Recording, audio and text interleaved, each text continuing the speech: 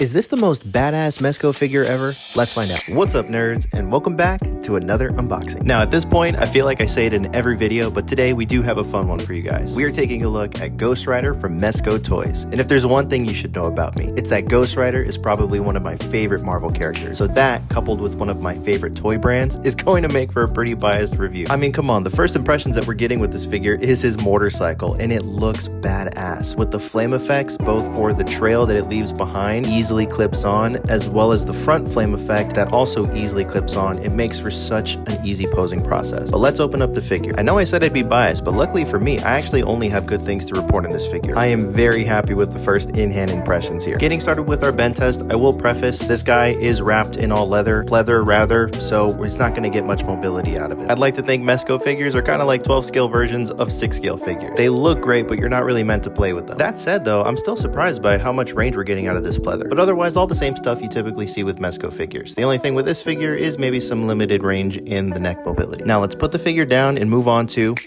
accessories. It's not an overwhelming amount that you're typically used to seeing with Mezco figures, but it's enough to get the job done. So getting started with the standard base, we also get the flight pole. We get various gripping, relaxed, and open hands, everything that you need, especially ones for holding the fireball, along with another fireball. We also get a posable wired chain and the Hellfire chain. And lastly, my favorite features of this figure. Check this out.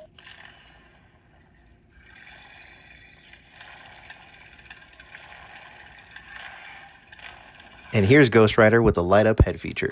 Pretty cool, right? Woo! And that's the figure. And a pretty simple review for a Mezco figure. I'm usually overwhelmed by the accessories, but you get exactly what you need here. So, the question stands. Is this the most badass Mezco figure? Hell yes. It might even be the most badass Marvel figure. And I'll show you why in my favorite part of the video, the posing.